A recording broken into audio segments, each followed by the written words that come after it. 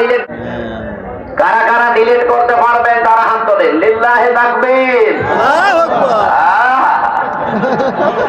এলাকায় চলছে এই কাজ। না, জুলুম করা যাবে না, এটা নিজের উপর একটা জুলুম। আমি নেতা হওয়ার যে 5টা কোয়ালিটি বলেছিলাম কোরআন থেকে, 5 নম্বরে এইটা আল্লাহ তার জীবনে দেখিয়েছে। হযরত ইব্রাহিম আলাইহিস সালাম বলেছিলেন, আল্লাহ তুমি আমাকে 50টা পরীক্ষা জীবনে নিলে, একটা পরীক্ষায়ও তোমার দয়া রহমতে আমি ফেল করি নাই। সর্বশেষ যে কঠিন পরীক্ষা তিনি দিয়েছিলেন, আগুনের ভেতরে যাওয়ার পরেও তিনি ফেল করেননি। আল্লাহ পাক বলেন, ক্বালা ইন্নী জাইলুকা লিন-নাসি। ও ইব্রাহিম, আজকে থেকে তুমি শুধু মানুষ নেই, তোমাকে আমি মানুষের জন্য নেতা বানিয়ে দিলাম। লিল মুসলিমিনা ইমামা দাইনি, লিন নাসি ইমামা, জাতির জন্য নেতা বানিয়ে দিলাম। সঙ্গে সঙ্গে ইব্রাহিম নবী বলেছিলেন, রব্বুল আলামিন ক্বালা ওয়া মিন যুররিয়াতি।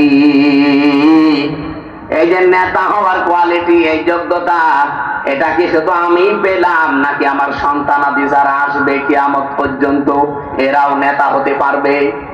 আল্লাহ পাক ওই দিনই জানিয়েছেন, ক্বালা লা ইয়ানালু আহদিস যালিমিন। এনালু এটা মোজারে, বর্তমান ভবিষ্যৎ, প্রেজেন্ট ফিউচার। যেদিন ইব্রাহিম এই কথা জানিয়েছে, ওই দিন থেকে কিয়ামত পর্যন্ত এই আয়াত কোরআনে আছে না নেই?